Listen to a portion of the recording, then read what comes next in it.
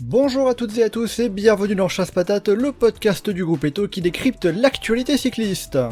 On se retrouve aujourd'hui pour parler du troisième grand tour de la saison, le Tour d'Espagne, la Vuelta qui s'élance ce week-end d'Italie, et oui c'est une première, la Vuelta qui s'élancera de Turin et de sa région du Piémont ce samedi avant d'avoir 3 étapes en Italie, un arrêt en France à Voiron avant de rejoindre ensuite l'Espagne pour la suite du parcours.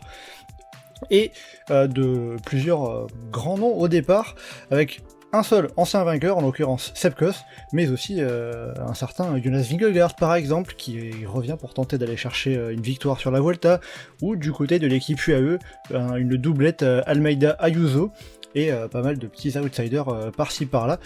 On va prendre le temps dans ce podcast aujourd'hui de voir tout ça, de voir ce à quoi on peut s'attendre, avec aussi la vingtaine de coureurs français qui seront au départ, et on évoquera également rapidement le Tour de l'Avenir qui partira également samedi, avec pour le coup un Français en favori, Paul Sexas. On va prendre le temps de voir tout ça dans ce podcast, avec notre équipe du jour, Johan pour commencer. Salut Johan. Bonjour Mathieu. Et on est aussi avec Mickaël. Salut Mickaël. Salut Mathieu, bonjour à tous. Et bien voilà, vous avez le programme, attention au départ, chasse patate, c'est parti.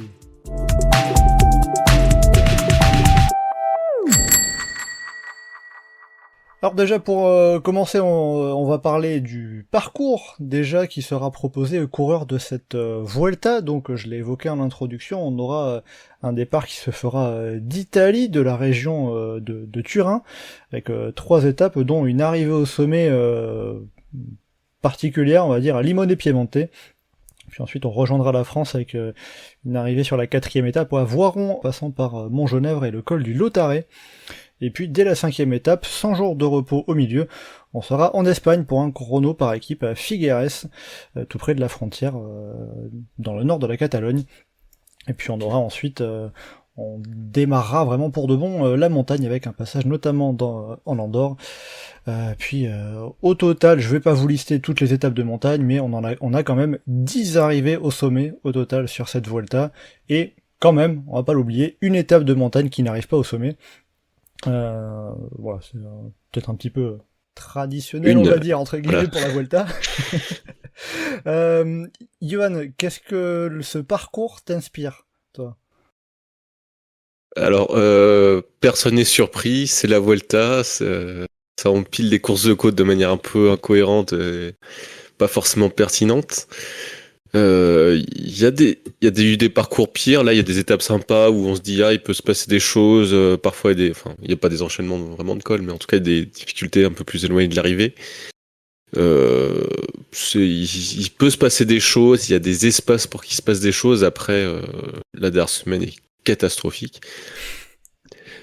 Parce que la dernière semaine, pour le coup, on reprend avec alors la 16e étape est bien. La 16e étape, ouais, qui est la même étape que la dernière étape de la Vuelta 2021. Enfin, l'avant-dernière étape de la Vuelta 2021 qui avait été remportée par Clément Champoussin.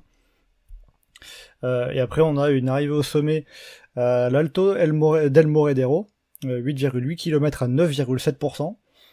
Sacré morceau. Puis 18e étape, un chrono qui sera le seul chrono individuel de cette Vuelta, autour de Valladolid, 27 km. Ensuite une étape plate, même si elle est considérée comme accidentée par les organisateurs. Puis la 20e étape qui arrive au sommet de la Bola del Mundo, et la 21e étape, le traditionnel circuit à Madrid. Voilà, en plus tu parles des arrivées au sommet, mais l'étape l'Alto del Morredero, il y a aucune difficulté avant la montée finale. L'étape de Bola del Mundo, la montée, il y a 30 bornes de vallée avant la dernière montée, donc oui, c'est là aussi un petit peu traditionnel de la Vuelta d'avoir des arrivées au sommet qui sont un petit peu isolées, sans forcément beaucoup d'enchaînement de cols. Même même sur l'étape d'Andorre, on a l'Alto de la Comella qui est avant la montée vers Pal, mais l'Alto de la Comella c'est 4 km. C'est pas long, c'est pas très long non plus. C'est pas très long, c'est pas très dur. De toute façon, tu regardes la carte, tu vois la carte officielle de la Vuelta, tu vois les reliefs qui sont marqués un peu sur la carte. Tu vois que le parcours fait exprès de rester sur les reliefs tout le temps en permanence et qu'il va jamais chercher ailleurs. Et évidemment, quand il va chercher les reliefs, il va aller chercher son arrivée au sommet un peu plus ou moins intéressante. Donc ça limite un peu les possibilités. Donc forcément, ça. Et en Voilà. plus, on a aussi, tu parles de la carte géographiquement, quelque chose qu'on remarque assez rapidement, le parcours qui se limite à la moitié nord de l'Espagne. Je crois que c'est 2012 où on avait déjà eu ça, où l'étape la plus au sud, c'est Madrid. C'est Madrid, ouais. C'est un concept, hein, Madrid, qui est quand même géographiquement à peu près pile poil au centre de l'Espagne. Ouais. Et puis en général, tu sais que quand tu vas finir ta Vuelta vers Madrid, enfin sans faire des transferts, tu sais qu'en général c'est pas fifou, hein, mais donc là, ouais, c'est un peu le cumul de tous les clichés de la Vuelta, le sud on n'y touche pas, que ils arrivent au sommet. Puis, l'arrivée à Madrid qui sert à rien parce que tu pourrais aller dans n'importe quelle île espagnole, ce serait la même chose, mais voilà. Ah, déjà qu'il s'est passé un moment avant que la Vuelta revienne à Barcelone. Oui, non, mais en fait, je comprends que ça fasse fantasmer tous les autres organisateurs, le Tour de France, l'arrivée à Paris, machin, les circuits, tout ça, mais Madrid, tout le monde s'en fout du circuit à Madrid, donc faites autre chose, pitié. Oui, il y a même pas quelque chose de visuellement très attractif. Autant Rome pour le Giro, il y a un contrat qui était passé, on en a pour plusieurs années, mais visuellement c'est impressionnant. T'as le Colisée derrière, etc. Bon, Madrid. Oui, l'Espagne, limite, t'aurais plein de villes où t'aurais des trucs jolis, mais t'as pas choisi la plus folle non plus. Ouais, c'est un petit peu ça. Typique. Alors, on parle de Barcelone. Après, Barcelone, c'est un côté un peu spécial parce que c'est catalan, tout ça, mais t'aurais une arrivée finale à Barcelone, c'est déjà utilisé par le Tour de Catalogne, mais le circuit final du Tour de Catalogne, bah, ça aurait une autre gueule comme dernière étape que là, circuit pour sprinter avec un plateau de sprinter inexistant. Enfin bon, c'est pas très pertinent. Donc. Ouais, je crois que j'ai souvenir de l'année dernière, je crois, Stéphane Koung qui est pas loin de faire un podium au sprint sur la Vuelta, peut-être sur la dernière étape. Mais encore, genre, je sais plus si c'était l'an dernier ou il y a 2 ans, la dernière étape qui était très sympa, avec des attaques dans tous les sens et Kaylen Gross qui gagne. Peut-être il y a 2 ans, je sais plus, mais oui. Mais ça avait été sympa, donc on verra. Mickaël, toi, qu'est-ce que tu en penses de ce parcours dans l'ensemble là, sur cette Vuelta? Ouais, on est sur une bonne Vuelta type, hein. Ça veut dire que les enchaînements de cols sont quasi inexistants. Ou s'il y a plusieurs cols, il y a des tonnes de kilomètres de vallée, donc ça limite quand même l'esprit d'initiative. Faut que je regarde, ne serait-ce que par exemple l'étape pour le Bola del Mundo, la 20e, oui, il y a 3-4 petites difficultés au début, mais pour aller chercher les suivantes, il y en a 40 km, je dirais pas plate, mais bon, qui donnent pas très envie de rouler tout seul et de tenter un coup de loin. Les sprinteurs, comme souvent en Espagne, ils n'ont pas grand-chose à se mettre sous la dent. Bon, il y a au moins un petit point positif pour eux, c'est qu'ils peuvent aller chercher le maillot rouge. Bon, là, oui, sur la première étape. Selon l'identité du vainqueur, il a possiblement de grandes chances de perdre le lendemain, mais au moins il peut toujours dire je l'aurais porté. Et effectivement, la dernière semaine, je n'arrive pas trop bien à comprendre le projet. C'est à la limite mettre les étapes dans un autre sens, mais là aussi j'ai pas très bien compris. Mais bon. C'est un petit peu particulier, mais bon, c'est assez vueltesque, on va dire aussi.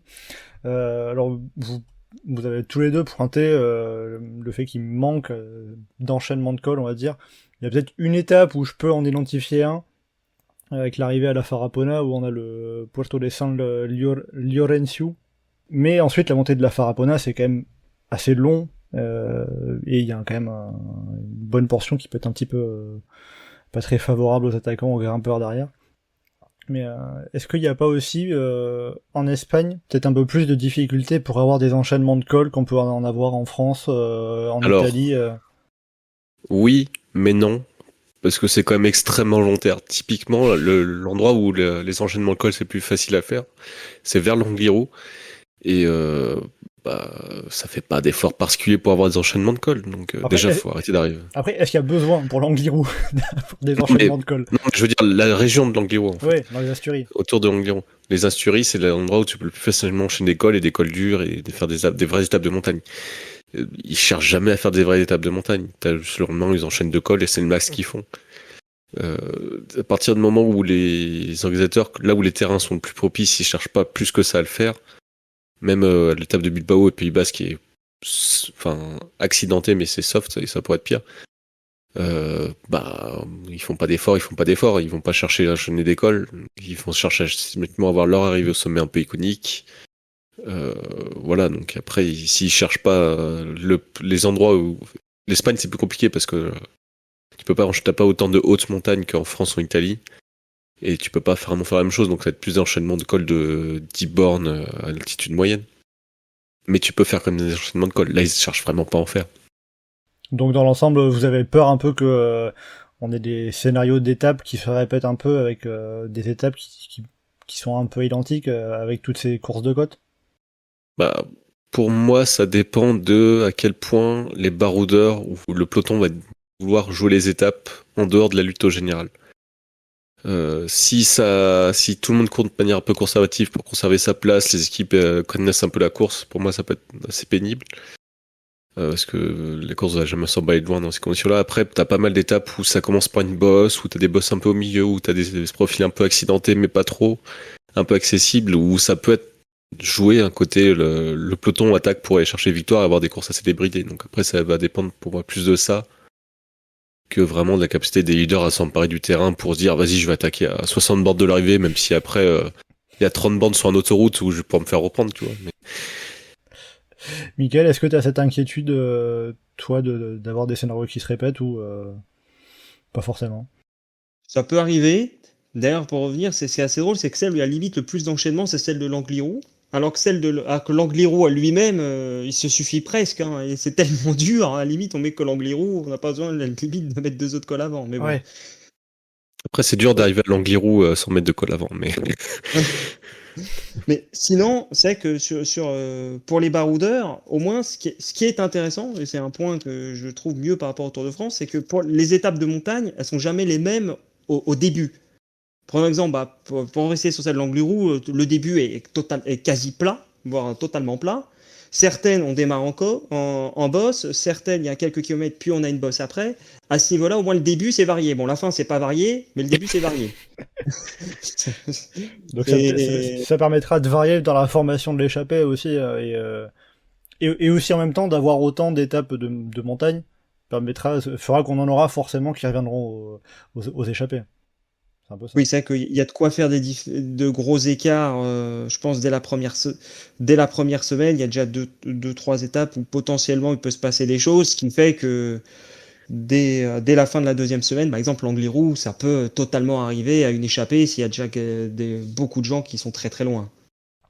Et dans l'ensemble, est-ce que vous identifiez une, deux, peut-être 3 étapes clés sur l'ensemble de cette Volta?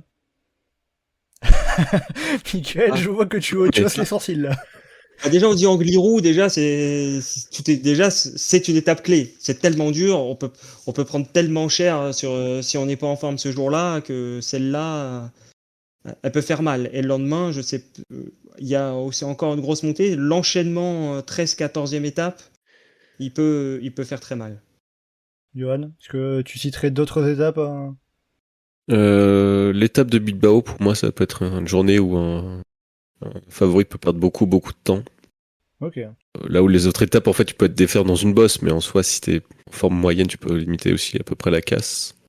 Après, je serais d'accord pour dire que pour moi, le cœur de la course, ça va être l'enchaînement Angliru, Lac de Sommiendo en cœur de course. Et après, les autres étapes, ça va être plus ou moins selon comment les favoris s'en emparent de la course. Après, aussi, il y a quand même des chronos par équipe, puis t'as le chrono aussi après à Valladolid qui va forcément faire des écarts et qui va être impactant en fin de course, donc il risque de jouer un gros rôle pour le général final. Ouais, c'est sûr, mais bon, on va dire que dans l'ensemble, ouais, surtout cibler cette 2e semaine. Il y a pas d'étape en fait, comme il n'y a pas d'étape de haute montagne, t'as pas d'étapes qui sont très marquées, on va se dire ça va être plus sélectif que les autres, donc c'est un peu tout le temps partout, ça va pouvoir jouer. Au détail, t'as la première semaine où c'est beaucoup de montées roulantes, donc tu te dis que tu vas pas faire autant d'écart que les montées de la 2e semaine ou les courses de côte de la dernière semaine. Donc après, tu cites forcément les jours où t'as des courses arrivées au sommet un peu plus durs que les autres, mais c'est pas forcément très clair que ça soit cette journée-là qui va faire plus d'écart qu'une autre journée, en fait. On verra ça en tout cas, mais oui, cet enchaînement en tout cas, deuxième semaine, on a la 10e étape qui arrive à Belagua, à peu près au sommet du port de l'Aro, 9 km à 6%. Ensuite on a la 11e étape en effet autour de Bilbao qui reprend le final de l'étape de Bilbao sur le Tour de France 2023. On a la 12e étape qui est la seule étape de montagne qui n'arrive pas au sommet. On a l'arrivée qui est à peu près une vingtaine de kilomètres après le sommet de la Collada de Brenes, 7 km à 8%. Puis on a l'arrivée au sommet de l'Angliru, puis l'arrivée à la Farapona, et la 15e étape avant la deuxième journée de repos, qui est vallonnée dans la première partie, puis plate dans la deuxième. Celle-là, j'ai envie de dire, c'est open bar pour les baroudeurs. Ouais, mais ça c'est bien, avant de dire de repos, c'est... Ça va varier un peu par rapport aux autres étapes, et devrait être plutôt intéressante. On a pas mal parlé du parcours, puisque forcément c'est ce qui va être proposé aux coureurs, c'est le terrain de jeu, mais parlons justement des coureurs, déjà des principaux favoris pour jouer la victoire finale de cette Vuelta. Primož Roglič n'est pas présent pour tenter d'aller de devenir le seul recordman de victoire sur la Vuelta. Il en est à 4 à égalité avec Roberto Heras. Et donc, on a au départ, comme j'ai dit en introduction, un seul ancien vainqueur de Vuelta qui est présent, en l'occurrence Sepp Kuss. Mais Sepp Kuss ne devrait pas être le leader de l'équipe Visma, puisqu'on a Jonas Vingegaard et aussi Matteo Jorgensen qui sera là en appui. Et en face, du côté de l'équipe UAE notamment, on a une belle doublette, Joao Almeida et Juan Ayuso. Alors, est-ce que ça peut penser à dire qu'on se dirige vers un duel vraiment entre Visma et UAE uniquement pour la victoire sur cette Vuelta?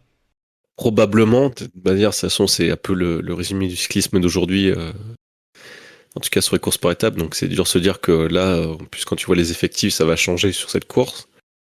D'autant plus quand dans chacune des équipes, tu as plusieurs vainqueurs possibles d'une Vuelta. Oui. Donc, parce que même quand tu fais la comparaison avec les autres équipes, tu te dis pas, ah oui, lui, il va être devant le deuxième ou troisième homme de chaque équipe. Donc c'est à chaque fois, les autres équipes, tu vas chercher celui, c'est un outsider, c'est un outsider, c'est un outsider. D'autant plus avec le non-départ de Carapaz chez UF. Donc c'est dur de se dire que vraiment il y a un coureur qui va absolument se démarquer pour venir concurrencer tout le monde. Voilà, après t'as des noms qui ont été des gros noms sur les courses par étapes mais qui sont pas forcément en forme dans des équipes adverses. Donc les noms qui reviennent c'est forcément UAE et Visma après. Michael, toi, est-ce que pour toi aussi on va avoir à nouveau un duel Visma UAE? Alors je dis à nouveau parce qu'on l'a souvent eu, mais par contre on l'a jamais eu sur la Vuelta. Donc est-ce qu'on aura ce duel Visma-UAE sur cette Vuelta 2025 ? Sur le papier, je vois pas trop comment c'est l'une de ces deux équipes ne peut pas gagner, parce qu'en plus, il y a les numéros 1 annoncés, mais potentiellement, il peut y avoir des numéros 2 qui peuvent, comme là, Kuss ou je sais pas, Ayuso, qui peuvent totalement remplacer le leader défaillant si besoin. Donc ça me paraît compliqué qu'il y ait autre chose. Parce que on oublie, Connor est deuxième en titre, mais je pense pas qu'on va lui laisser cette fois-ci quelques minutes gratos. Donc est-ce qu'il pourrait tenir cette fois-ci en partant au même niveau que les autres? Non, clairement c'est Visma et UAE. Sur le papier, on dit favori, on voit que chez eux. Tous les autres, on bascule outsider. Déjà, pour se concentrer sur les leaders, Michael, toi tu vois Ayuso comme un numéro 2 du côté de l'équipe UAE, et ça serait Joao Almeida le numéro 1? Pour moi, oui. Après, pour Almeida, ce sera-t-il remis de son Tour de France? La question sera là. Après, Ayuso, des fois, il a des fois du mal quand il est numéro 2. Va falloir qu'il se fie à ça. Parce que sinon, après, on a quoi? O'Connor, Tiberi, Gall. C'est de bons coureurs, mais on se dit pas ils vont gagner. On se dit potentiellement ils vont plus aller chercher une place sur le podium. Parce que chez UAE, de toute façon, au-delà de est-ce que Ayuso sera plus fort ou pas, UAE et Ayuso, c'est compliqué. Donc je suis pas sûr qu'il le laisse être leader de toute façon. Donc toi aussi t'es plus à te dire Almeida c'est la carte numéro 1. Almeida déjà quand on voit sa saison c'est la carte numéro 1, il n'y a pas trop de doute. Après ça dépendra des états de forme, mais l'avantage de la Vuelta c'est que généralement la forme d'un coureur se voit assez vite et détermine assez vite la course. T'as pas trop besoin de sacrifier des coureurs pour maintenir une place au général ou quelque chose comme ça. Ou alors c'est dans des côtés plus secondaires, comme on avait vu avec Ben O'Connor et Félix Gall l'an dernier, où c'était pour, je sais plus combien était Félix Gall à ce moment-là, mais une place un peu plus secondaire. Là, a priori, les deux vont pouvoir jouer leur carte à fond sans avoir jamais à mettre le nez à la fenêtre pour qui que ce soit d'autre. Donc, ils pourront, après, ce sera le plus fort qui gagnera la victoire, sauf coup un peu surprise comme la Vuelta parfois, mais. Ouais, la Vuelta peut réserver bien des voilà. Surprises encore. L'étape tracée avec les pieds de moyenne montagne, avec une arrivée au sommet isolée au milieu de nulle part, mais où t'as un groupe de 40 qui part sur le milieu de la plaine et qui fait le général, ça oui. Alors on peut s'attendre à tout, et puis je sais pas, en exemple en tête, j'ai Contador qui renverse la Vuelta en 2012, j'ai plus le nom de l'arrivée. C'est Fuentd, non? Fuentd, ouais. Voilà. Je crois que sur une étape qui rime à rien, quoi. Oui, je crois que le parcours, on le regarde, on se dit, mais cette étape, elle est moche. Et en fait, il peut se passer tout et n'importe quoi. Surtout qu'on est sur des courses qui sont pas forcément les objectifs des coureurs au début de la saison. Là, on se retrouve avec un Vingegaard qui, après avoir perdu sur le Tour de France, eh bien, veut rebondir et remporter pour la première fois un Tour d'Espagne. Chez UAE, ni Ayuso ni Almeida n'ont réussi à terminer leurs grands tours respectifs, Giro puis Tour de France. Donc ils viennent ainsi essayer d'aller chercher la victoire, c'est l'objectif j'imagine pour eux. Avec déjà la première bataille qui sera de savoir qui sera le leader au sein de l'équipe. Les premières étapes pourront déjà donner un premier indicateur. Mais du coup, qui peut avoir l'avantage, déjà comme ça là, à quelques jours du départ, sur le papier, qui a l'avantage? Est-ce que c'est Vingegaard ou est-ce que c'est la doublette UAE et peut-être en priorité Joao Almeida? Alors, sur le papier, c'est Vingegaard parce que c'est quand même globalement le meilleur coureur de course par étape de tous les temps avec Pogacar, donc c'est compliqué de contre ça. Après, c'est pendant les états de forme des jambes qu'il peut avoir. Mais sur le papier, Vingegaard, de toute façon, il est intouchable. Donc, s'il n'y a pas Pogacar, Vingegaard gagne une course. Sur le papier. Michael, est-ce que pour toi aussi Vingegaard c'est le favori numéro 1, et j'ai envie de dire peut-être ton pronostic pour la victoire? Oui, parce que Vingegaard, il a fait 5 Tours de France, il a jamais fait pire que deuxième, et si on exclut sa première Vuelta en 2020, qui commence à dater, l'autre fois où il s'est pointé, c'est à la Vuelta où il fait deuxième. Donc c'est-à-dire il a derrière Sepp Kuss, son coéquipier. C'est que son coéquipier, c'est-à-dire qu'il pouvait, cette année-là, il pouvait largement gagner, mais bon, il y avait vu que c'était le jeu d'équipe. Donc, de toute façon, c'est toujours très simple, hein. S'il n'y a pas Pogacar, le favori numéro 1, s'il est là, c'est Vingegaard. Oui, c'est vrai. Et puis, on peut rappeler que, justement, en 2023, il y avait déjà Juan Ayuso et Joao Almeida qui étaient alignés ensemble chez UAE. Ayuso avait fini 4ème à 3 minutes de Jonas Vingegaard et Joao Almeida 9ème du général à près de 7 minutes du Danois. Bon, forcément c'était en 2023, c'était il y a 2 ans, les niveaux ont pu évoluer, changer, et Joao Almeida a désormais davantage de responsabilités chez UAE. Mais bon, du coup, dire que si on est à faire le pronostic, bon, Michael a dit plutôt Vingegaard. Johan, t'es raccord aussi là-dessus? Oui, je suis raccord là-dessus. Même si t'as envie, je sais, ça te démange de sortir un prono foireux. Mais... oui, un petit Pitcock pour battre tout le monde, tu vois. Ouais, pour la 9ème place du général, bien sûr. Bah alors, je vais être sérieux. Pitcock, à son meilleur niveau, ça vaut le top 5 sur une Vuelta. Oui, mais là on parle de la victoire. Oui. Après, c'est la Vuelta, t'as déjà eu des vainqueurs. T'as plus eu des podiums un peu bizarres que des vainqueurs bizarres, mais. Oui. Je sais pas. Il peut se passer des choses, c'est un parcours assez. C'est jamais une tempête de neige quand il passe dans les Asturies, et puis Pitcock, c'est le seul qui passe par-dessus, tu vois, avec ses talons d'équilibriste, et puis. De vététiste. Voilà. On va rester déjà dans un premier temps sur notre duel un peu doublette Visma-UAE. Bon, maintenant qu'on l'a dit, Vingegaard est vraiment le favori pour la victoire, davantage que la doublette UAE. Si on regarde les équipiers, l'effectif global, du côté de la Visma, Lise Bike, on a autour de Jonas Vingegaard, Victor Kampenarts, Matteo Jorgensen, Wilco Kelderman, Sepp Kuss, Ben Tullet, Dylan Van Baarle et Axel Zinglet. Et du côté de l'équipe UAE Emirates, autour de Joao Almeida et Juan Ayuso, nous avons Mikel Bjerg, Félix Grosschartner, Domen Novak, Ivo Oliveira, Marc Solé et Jay Vine. Laquelle de ces deux équipes vous semble la plus forte, la meilleure, la plus intéressante peut-être pour emmener son leader vers la victoire? Alors, je trouve que c'est un peu la même chose que d'habitude, c'est-à-dire que t'as une équipe Visma qui est plus équilibrée, qui est plus multiterrain, qui offre plus de possibilités pour gérer un peu partout, éventuellement attaquer un peu partout, là où t'as une équipe UAE qui est très axée coureur fort en boss et empilement de coureur fort en boss, sans que ça soit vraiment plus réfléchi que ça. Donc après ça va dépendre un peu de quels coureurs sont les plus en forme ou pas, parce que si Jorgensen est à son meilleur niveau, c'est pas forcément tellement moins inférieur à Almeida ou à Ayuso, donc ça pourrait être aussi costaud. La Visma me semble plus intéressante si jamais la course se débride un petit peu après. Michael, est-ce que toi aussi tu vas donner l'avantage à la Visma, c'est-à-dire que tous les bons points on les donne à l'équipe néerlandaise? Oui, et ça l'équipe me paraît tous les 8 éléments en comparaison plus solide. Et je pense aussi, bon, même si ça fera peut-être pas des écarts énormes au compte rendu par équipe, la Visma, c'est solide, hein. Il y a de quoi faire, ouais. Il y a juste le pauvre petit Sepp Kuss qu'il faudra tracter pour pas qu'il finisse hors délai, mais... C'est compliqué. mais ouais, ça devrait faire un sacré temps. Même si bon, c'est pas non plus des peintres en chrono du côté de l'équipe UE. On verra ça, en tout cas.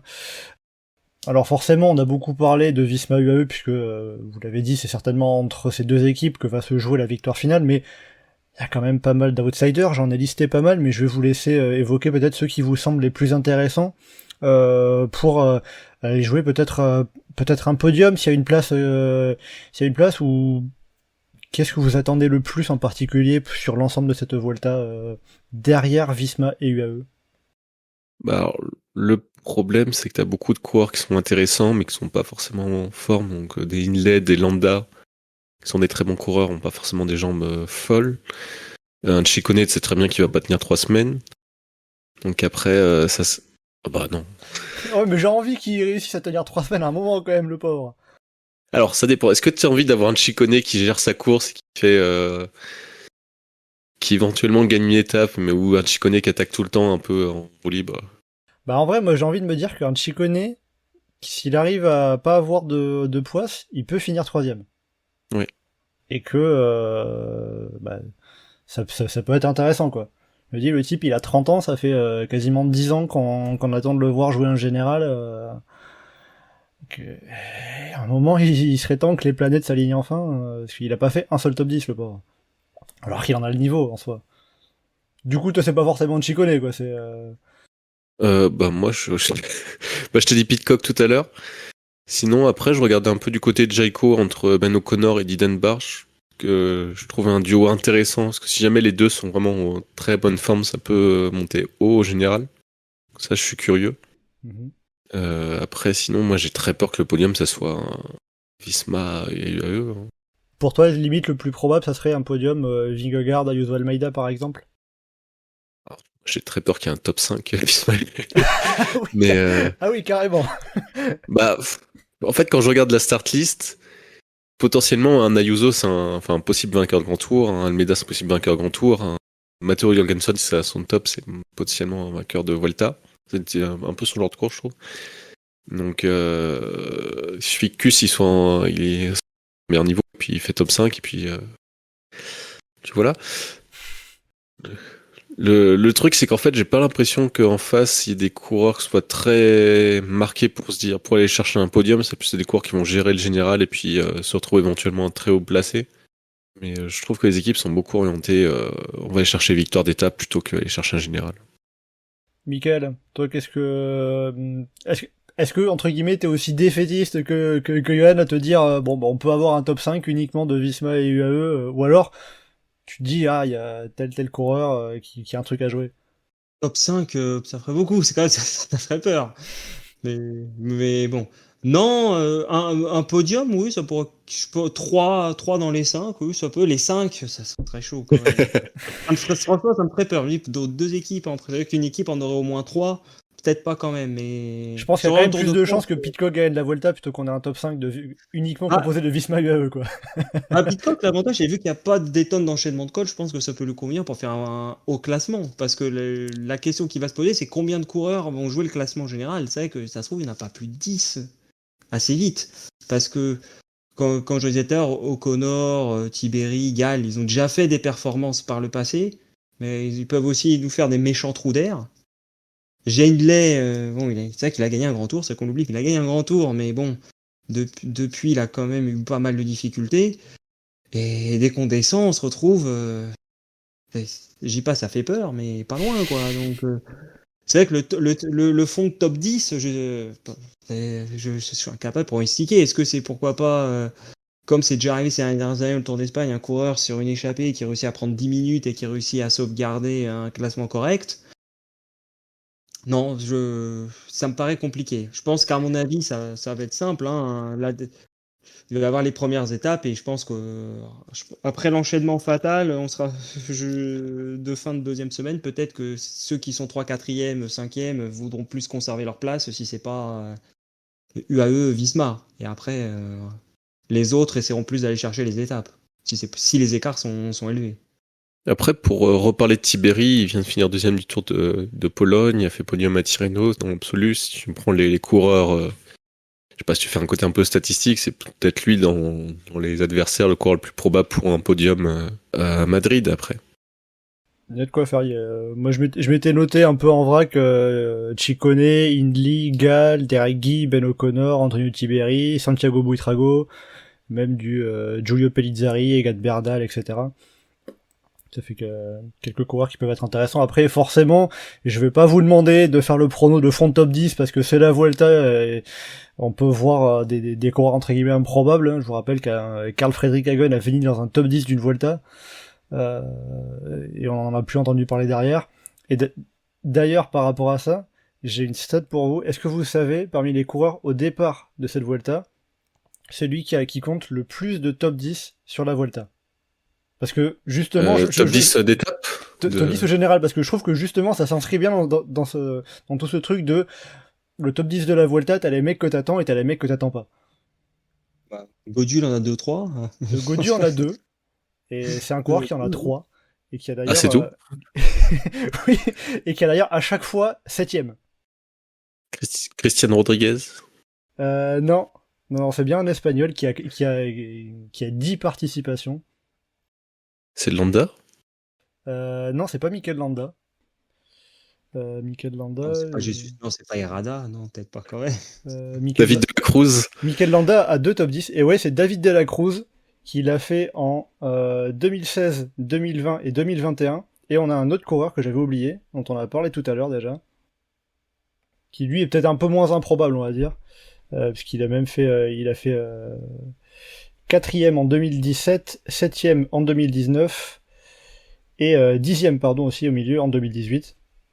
Et c'est Wilco Kelderman.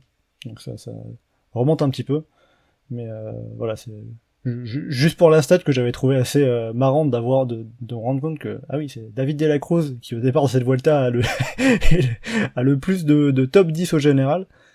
Ah, mais c'est un peu comme Fulsang, t'oublies qui est toujours quoi en fait. Ouais, bon, Fulsang maintenant non, puisqu'il a pris sa retraite après le tour du Danemark. Mais ouais, David de la Cruz, bon, qui sera équipier de Tom Pidcock. On verra, peut-être qu'il lui passera un petit peu de son expérience vueltesque.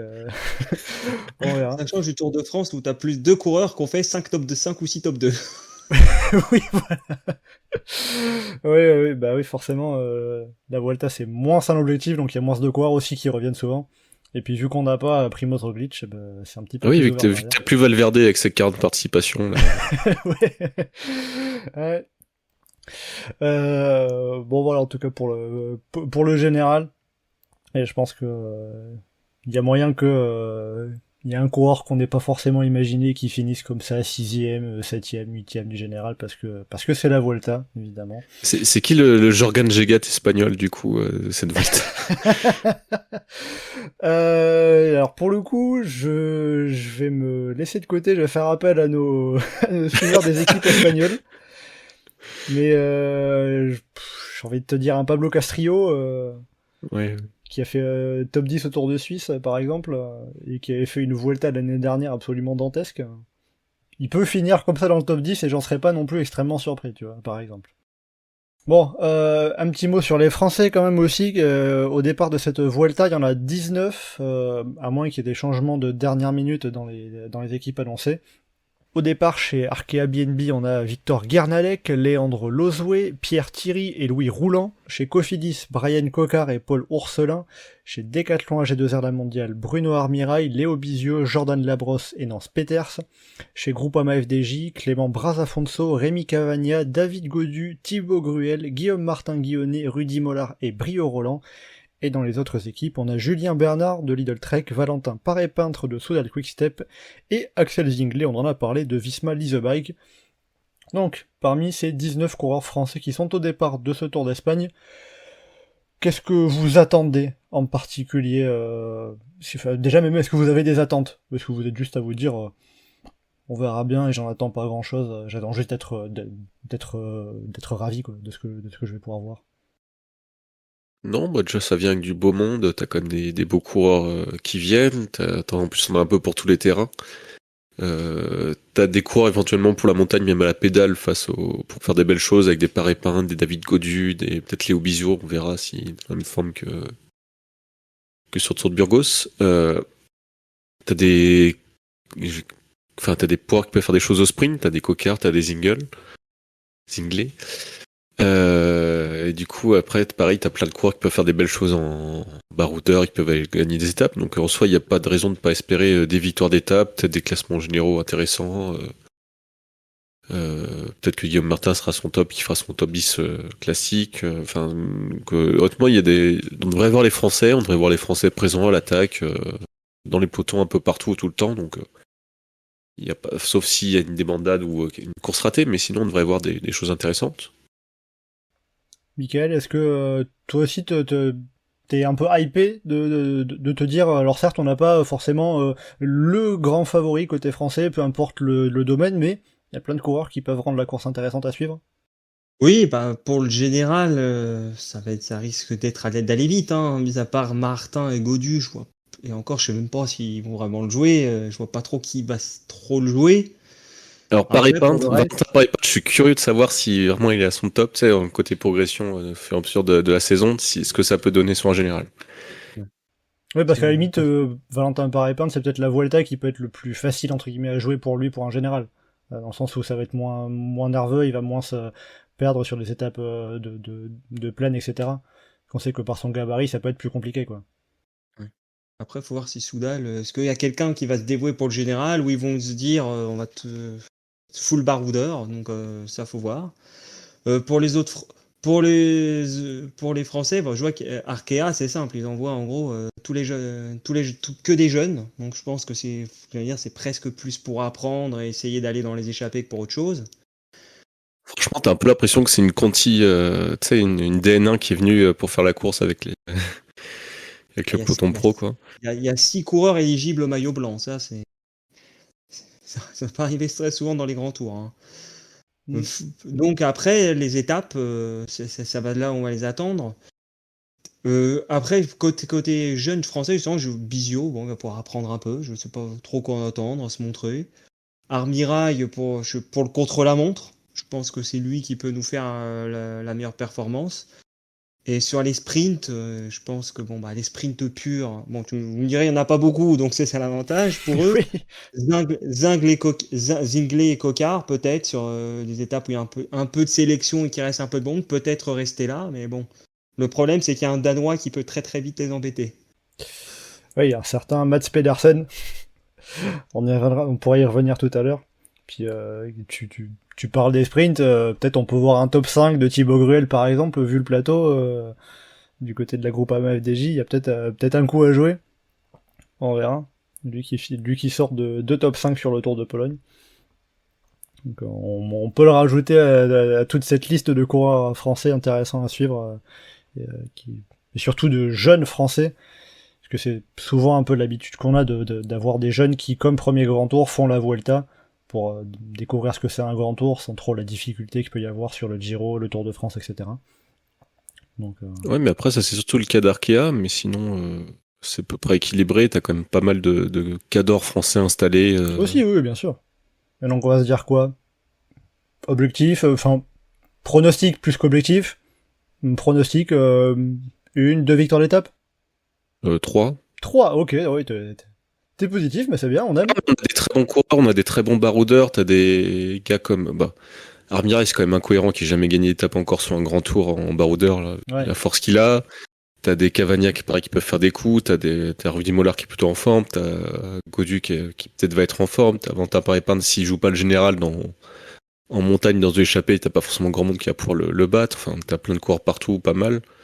On a des coureurs qui savent sprinter en plus, enfin donc Pedersen, si en moins il crève à 3 km d'une arrivée, il sera pas là dans l'âge, et puis potentiellement t'as des ouvertures, donc t'as plein de choses qui peuvent se passer, c'est pas...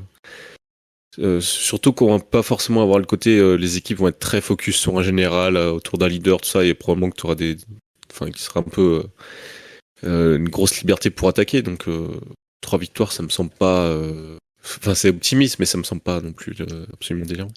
En tout cas moi perso je prends 3 victoires d'étape française. Mickaël, ça serait quoi ton prono, toi? 3 victoires, c'est vrai que une ou deux déjà qu'on en ait une, ce serait déjà bien, parce qu'on sait jamais. Mais je sais que le dernier tour, on a eu peur à ce niveau-là. Oui, on va dire 2. Ouais, 3. Je serais content si on a 3. Là, 3 sur un tour, un grand tour hors France, ça doit pas arriver très souvent.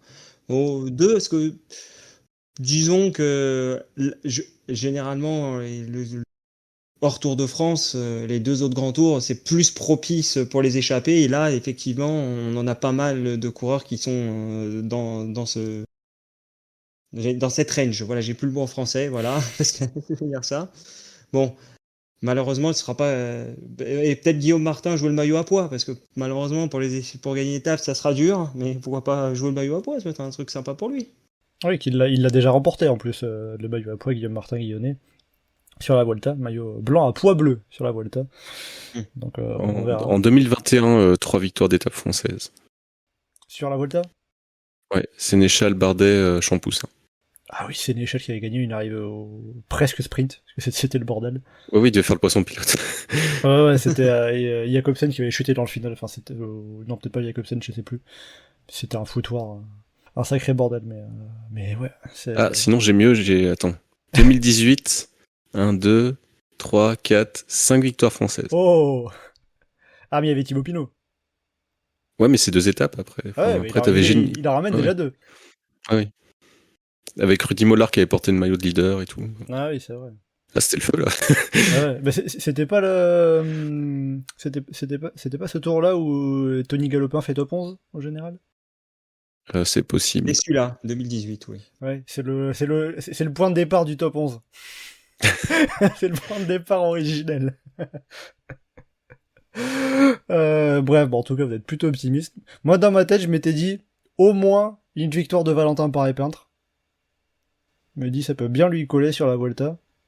Et puis le reste, il y a de quoi faire aussi pour avoir au moins une autre victoire, donc ça ferait dans mon esprit au moins 2. On verra tout ça. C'est pas la fameuse trilogie, c'est bien ça? C'est ça, ouais, Valentin Paré-Peintre qui fait partie de ces quelques coureurs qui peuvent rentrer dans le cercle des coureurs qui gagnent une étape sur les 3 grands tours. On a au départ de cette Vuelta, en plus de Valentin Paré-Peintre, Nance Peters, Bob Jungels, Victor Kampenaerts et Jai Hindley. Donc ça fait au total 5 coureurs qui ont remporté une étape sur le Giro et le Tour de France, mais pas encore en tout cas sur la Vuelta. On a pas mal parlé des coureurs qui visent le classement général, des Français, mais il n'y a pas que ces coureurs-là forcément qui sont au départ de cette Vuelta. Il y a beaucoup d'autres coureurs qui vont pouvoir viser les sprints ou les échappées, des étapes de puncher par exemple également. Quels peuvent être les autres coureurs à suivre en particulier pour vous sur cette Vuelta? Des coureurs dont vous allez vous dire, lui, je le sens bien. Je le sens, il va faire un truc. Michael, est-ce que comme ça il y a quelques coureurs qui t'attirent l'œil quand tu vois leur nom sur la start list? Comme je l'ai dit tout à l'heure en parlant de Zingley et Coquard, Mats Pedersen, c'est un très gros client.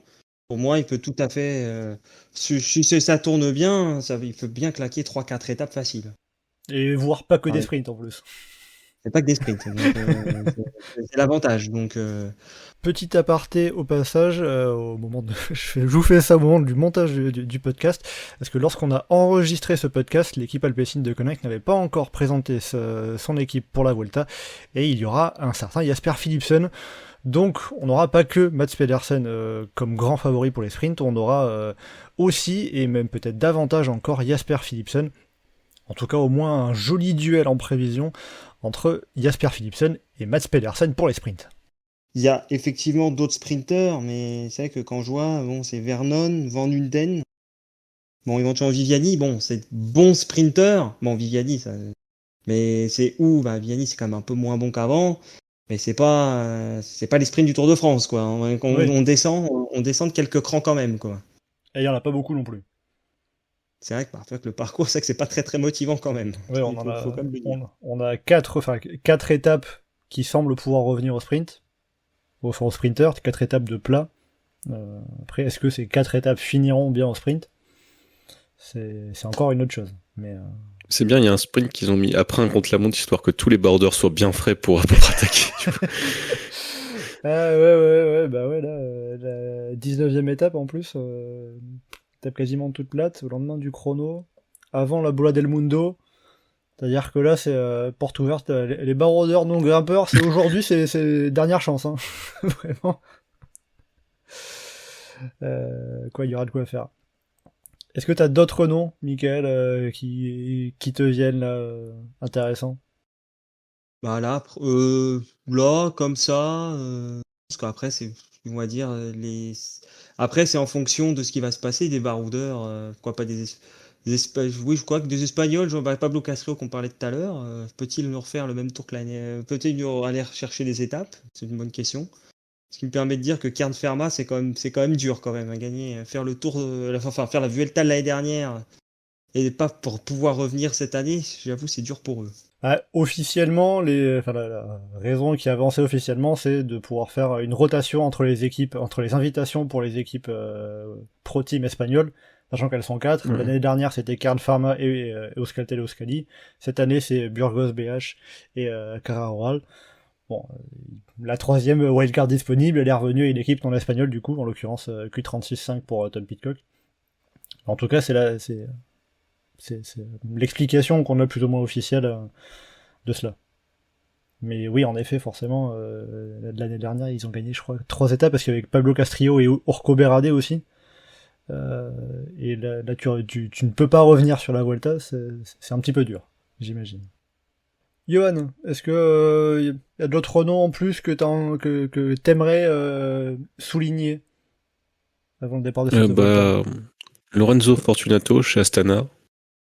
Donc on sait pas trop ce qu'il va faire, parce que c'est jamais très clair ce qu'il va vouloir faire sur une course, jouer le général, les étapes, un maillot de meilleur grimpeur, mais qui a encore des très bonnes jambes et qui est quand même un des coureurs marquant de son équipe cette année, qui va être intéressant sur cette Vuelta. Il vient de faire 2e du Tour de Burgos en plus. Hein. Voilà. D'autant plus s'il joue pas le général et qu'il te retrouve à attaque une étape sur 2, ça va être intéressant. Et sinon, j'aime bien l'équipe Movistar, qui est un peu une espèce de super version des pro teams espagnols, avec plein de baroudeurs qui pourra attaquer de partout. Ouais, parce que pour le coup, la Movistar vient sans Enric Mas, qui a dû mettre un terme à sa saison, je crois, pour maladie, il me semble. Donc pas vraiment de leader pour le général, alors que c'était un peu l'habitude depuis de nombreuses années. Mais là, du coup, tu te retrouves avec plein de super coureurs qui en plus peuvent avoir des bonnes jambes, que tu vas avoir l'attaque un petit peu partout. Ça peut être très sympa à suivre. Moi, c'est les deux que je citerai. Moi, après, je m'étais préparé, en pensant à toi en plus, Johan, je m'étais préparé un prono un peu hot take, un peu le prono osé, mais en même temps, je me suis dit, en regardant la start list, il y a peut-être moyen, c'est de me dire qu'on aura une victoire d'étape d'un coureur uruguayen sur cette Vuelta. Alors, on en a deux. On a Eric Antonio Fagundes qui est chez Burgos BH, mais surtout, je pense surtout à Guillermo Thomas Silva chez Carrera Rural, qui fait une bonne saison, qui a fait des top 5 en Coupe de France en Bretagne. Ah, mais ça, c'est trop niche hispanophone pour moi, en fait. Tu vois. Ça, c'est pas de bonne invité là que t'as pris pour le genre de prono, tu vois. Ouais, mais je fais le prono comme ça, un peu osé à ta place. Alors, moi, le prono que j'ai failli faire, enfin, que j'ai envie de faire, mais que je me retiens depuis le début, c'est Yann Hirt top 5 général, hein, mais Yann Hirt, il est Soudal Israël. Mais fait de saison, enfin, pas terrible, donc. Ah oui, j'avais même pas vu qu'il était passé chez Israël, c'est dire. Yann Hirt, cette année, c'est 36e du Tour des Émirats, 37e de la semaine Coppi Bartali et abandon sur le Tour d'Italie. Mais ça, c'est bien le coureur genre Tour d'Espagne que tu vois très sa misère et puis tout d'un coup, c'est genre sur l'étape d'Angliru qui ressort, qui va gagner l'étape, tu vois. Ah oui, bah ça... Si tu veux chercher des surprises du genre, on peut en avoir beaucoup. Ouais. En effet. Bon, Michael, à moins que t'aies encore une surprise en stock à vouloir nous sortir comme ça, je pense que on va être bon. Oh, pour faire plaisir à certains du forum, Johan Bou. Ah, je sais pas s'il faut dire Johan Bou, je sais pas. Mais Johan Bou, je sais pas comment on doit prononcer. En tout cas, Quitte à sortir un coureur de Pro Tour espagnol qui peut gagner une étape, pourquoi pas lui, hein, j'en sais rien, ça se trouve. En tout cas, le coureur de la Carrera Rural, qui l'année dernière avait fait la Vuelta puisqu'il était chez Euskaltel, qui n'a pas de victoire encore, principalement des petits résultats à l'échelon continental. Mais bon, comme ça, on va vous sortir un petit peu des noms par-ci par-là, peut-être intéressant. Le jour où t'auras une échappée, c'est un peu comme le Giro, t'as 3 coureurs absolus no-name qui partent, où ça leur reste 15 minutes, tu sais pas pourquoi. Et puis, ça se joue la victoire en haut d'un col prestigieux, mais alors qu'aucun des 3 avancent, ils perdent 10 minutes en 4 bornes, mais ils vont quand même gagner l'étape. Ah, une bonne victoire à la Mattia Baïs aux zones Colan. Sur Volta, il y avait eu ça, je sais plus, c'était avec les coureurs de Burgos. Oui, j'ai plus son nom, le coureur qui a des lunettes qui était passé par Movistar et qui était chez Burgos. C'était pas contre Herrada, je sais plus, mais... Angel Madrazo. En 2019, Angel Madrazo qui devance Yetzebol et José Herrada. Non, genre Victor Gratos, là, c'était... Ah ouais. C'était un sacré bordel. Mais ouais, voilà, c'était... Je voyais la tête d'André Madrazo, mais j'avais plus son nom. Mais c'est bon, on a réussi à le retrouver. Tout va bien, qui finit bien. Bon, voilà pour cette Vuelta. Je pense qu'il y a encore plein de choses qu'on n'a pas pu anticiper qui vont se passer. N'hésitez pas à partager aussi vos pronostics, comme ça, les surprises, les pronos un peu what the fuck que vous attendez. Vos hot takes aussi dans les commentaires. Pour finir, on va évoquer un petit mot quand même sur le Tour de l'Avenir, la principale course par étape du calendrier Espoir qui part ce samedi. On a 7 jours de course en commençant par un prologue à Tignes et en finissant par 2 dernières étapes très dures, très montagneuses. Le 6e jour de course, on arrive à nouveau à Tignes, parce que visiblement Tignes aime bien le Tour de l'Avenir. Une étape qui passera par le col des Saisies, le Cormet de Roseland avant la longue montée vers Tignes, et la dernière journée de course, ça sera redoutable avec le matin une étape courte qui fera le Colle San Carlo, le Petit Saint-Bernard et l'arrivée à la Rosière, et l'après-midi contre-la-montre en montée depuis Montvalaisan jusqu'à la station de la Rosière. Donc ça sera très difficile, les deux dernières journées de ce Tour de l'Avenir seront redoutables.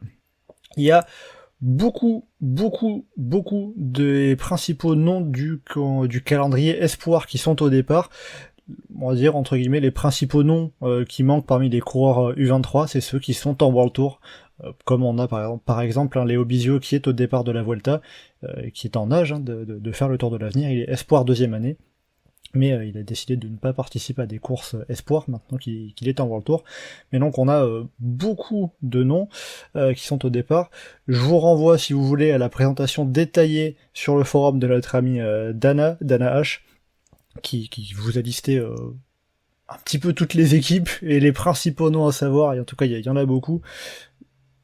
Le principal étant quand même Paul Sexas, 8e du Critérium du Dauphiné, qui vient comme ça s'attaquer au Tour de l'Avenir, sa seule course de la saison sur le calendrier Espoir. Sachant qu'on a face à lui des coureurs comme Pablo Torres, qui est maintenant chez UAE, qui a fini 2e du Tour de l'Avenir l'année dernière, derrière Joe Blackmore, et qui s'était imposé sur l'étape qui arrivait au Finestré. On a Jarno Widar, qui a à peu près tout remporté comme course par étape montagneuse cette saison et la saison dernière chez les Espoirs. Jarno Widar qui a remporté cette année la Ronde de l'Isère et le Tour du Val d'Aoste. On a Jakob Omerzel, le Slovène, qui a remporté le Giro. On a Jürgen Nordhagen, qui est également en World Tour chez Visma Lease the Bike. Voilà, il y a encore plein de noms intéressants. On a l'Italien Lorenzo Fin, qui est dans la réserve de la Red Bull Bora Hansgrohe. On a l'Australien Luke Tocqueville, qui est aussi, il me semble, dans la réserve de la Red Bull Bora. Il y a beaucoup de noms à suivre, ça peut être très intéressant, mais je vais avoir une seule question. Je vous ai cité tous ces noms qui peuvent être les adversaires de Paul Sexas. Il y en a beaucoup. Alors, est-ce que Paul Sexas va remporter ce Tour de l'Avenir, selon vous? On va y croire. C'est vrai que c'est pas tous les ans qu'on a un Français qui est très clair favori pour le gagner. Mais effectivement, la concurrence, elle est compliquée. Moi, avec Vida, qui a gagné, en gros, tout ce qui est dur, et chez les jeunes, ces 2 dernières années, il a gagné. Je pense qu'il a coché lui aussi le fait de gagner ce Tour de l'Avenir. Donc là, Paul Sexas, oui, clairement pour moi, on va dire qu'il va le gagner. On y croit. Paul Sexas qui aura quand même une solide équipe autour de lui, avec des coureurs qui sont soit dans des équipes amateurs, soit dans des réserves de World Tour. On a Maxime Decomble, Hugo Fabriès, Antoine Lotte, Victor Loulergue et Pierre-Henri Basset qui complètent l'équipe de France sur ce Tour de l'Avenir. Avec notamment Hugo Fabriès qui a été champion de France Espoir il y a 2 semaines de cela à peu près, qui lui fait partie par exemple de la réserve de l'équipe UAE Emirates.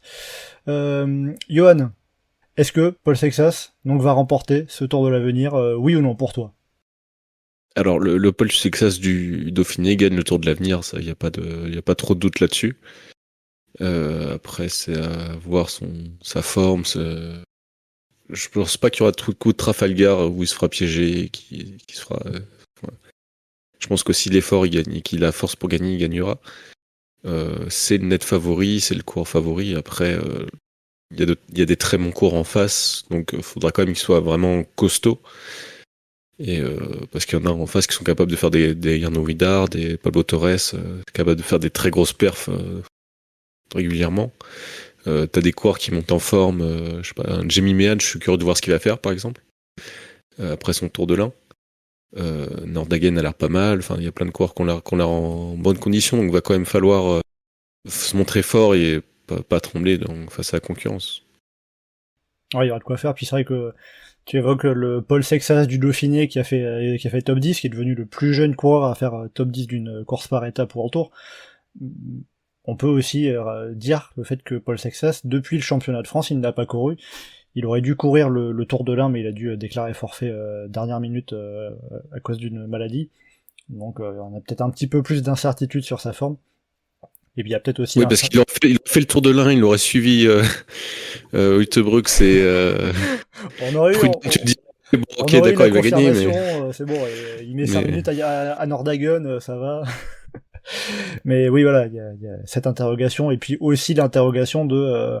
il n'a jamais couru, en fait, Paul Sexas sur des courses espoirs, donc il va affronter des coureurs qu'il n'a jamais affrontés, qu'il ne connaît pas, et c'est aussi des styles de course qui sont un petit peu différents, c'est pas le même style de course qu'on a forcément chez les pros, ça va être un peu plus décousu, donc il faudra arriver à contrôler, même si ça va se jouer principalement sur les étapes de montagne, mais on peut avoir des surprises, des coups de Trafalgar.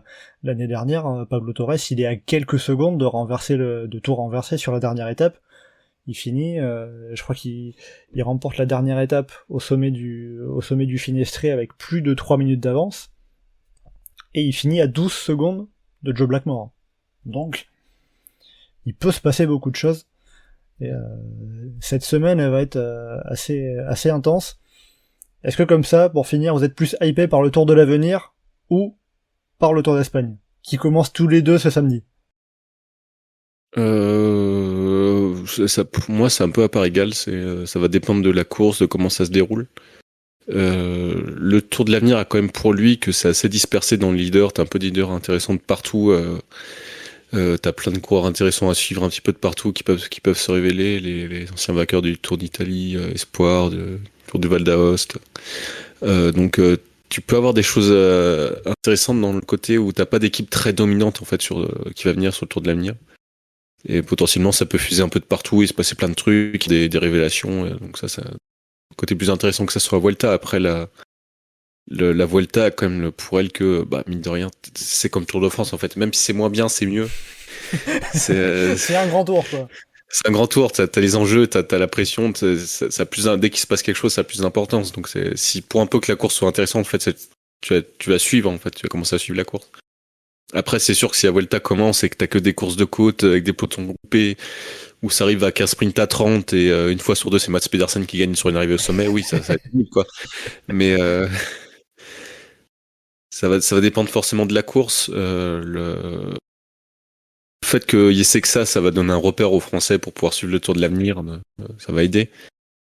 Et voilà, après la Vuelta, c'est pareil, si jamais c'est très cadenassé et qu'il se passe pas grand chose, on va vite décrocher, on va s'intéresser peut-être plus au Tour de l'Avenir, mais pour moi, il n'y a pas de différence entre les deux pour l'instant.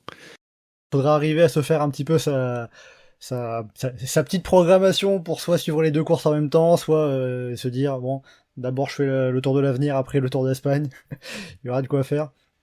Mais puis on n'oublie pas aussi d'ailleurs le Tour de l'Avenir Femmes, qui sera sur plus ou moins les mêmes parcours que le Tour de l'Avenir Homme, avec juste une étape en moins. Il y aura quand même le départ avec le prologue à Tignes et la dernière double étape, la dernière journée en demi-étape autour de la Rosière, mais donc il manquera l'étape qui arrive chez les hommes à Tignes au sommet. Voilà. Chez les femmes, c'est un peu pareil, t'as plein de très bonnes coureuses un peu partout dans les équipes, t'es pas vraiment sûr exactement de qui va être plus fort que. Là, ça va être intéressant. Voilà. Chez les femmes, on a par exemple notamment Marion Bunel et Paola Blasi, et aussi Nienke Winke. T'as Isabella Holmgren par exemple qui avait été très forte sur je sais plus quelle course où ça arrivait au sommet, je crois que c'était Burgos. Donc tu peux avoir des surprises aussi un peu partout. Ouais, Isabella Holmgren qui a fait 7ème du Giro, pour dire par exemple. Donc c'est un profil intéressant. Voilà, ça fait pas mal de choses à suivre. Bon, le Tour de l'Avenir Femme, il me semble pas qu'il sera diffusé. Le Tour de l'Avenir Homme, lui, sera diffusé à la télé. Donc on pourra. Le Tour de l'Avenir Femme, ils arrivent le matin, du coup, j'ai pas Tour de l'Avenir Femme, alors je prends par exemple la deuxième. Non, c'est décalé. C'est décalé, c'est à peu près 1h30 avant, à peu près, sur chaque étape. Je prends par exemple la deuxième étape, les femmes arrivent à 15h, les hommes à 16h30. La troisième étape, l'arrivée est pas au même endroit, mais est à peu près en même temps. La quatrième étape, c'est quasiment 2 heures avant, 13h20 contre 15h15. Enfin bref, voilà, il y aura le temps de suivre tout ça et de découvrir petit à petit les futures pépites de demain et presque les pépites que l'on verra chez les pros dès l'année prochaine pour certains. Ça va être très intéressant à suivre. En tout cas, il y a des sacrées courses qui démarrent ce week-end, et puis toutes ces courses un petit peu partout en Europe, là en ce mois d'août, pas mal de choses très intéressantes. Et ben voilà, avec tout ça, on va arriver à la fin de ce podcast où on a présenté ce Tour d'Espagne donc qui s'élance ce week-end. On a évoqué aussi forcément le Tour de l'Avenir avec la présence de Paul Sexas en grand favori, mais pas seul prétendant à la victoire, on n'oublie pas. On va évidemment suivre ça lors de ces prochains jours. On suivra toutes ces différentes courses avec attention et on vous les fera vivre aussi bien sur le forum pour venir partager, échanger avec tous ceux qui suivent tout ça en direct avec les analyses plus ou moins fines, on va dire. Et on vous partagera également tout ce qui se passera comme d'habitude sur Twitter pour ne rien manquer, que si vous êtes par exemple encore en vacances, vous pourrez rattraper tout ça. En tout cas, merci beaucoup Johan et Mickaël de m'avoir accompagné pour ce podcast. pour le prochain podcast, pour le prochain Chasse-Patate, on se retrouvera pendant la Vuelta, au moins après la deuxième semaine. On verra si on réussira à faire un point après la première semaine, mais on s'en donne rendez-vous donc au moins dans 2 semaines après la deuxième semaine de course de ce Tour d'Espagne. Et donc en attendant le prochain Chasse-Patate, eh bien vous pouvez nous retrouver sur le site et le forum du groupe Eto, legroupeeto.fr, ainsi que sur nos différents réseaux sociaux, Twitter, Facebook, Instagram et Blue Sky. Merci à toutes et à tous, et à bientôt dans Chasse-Patate!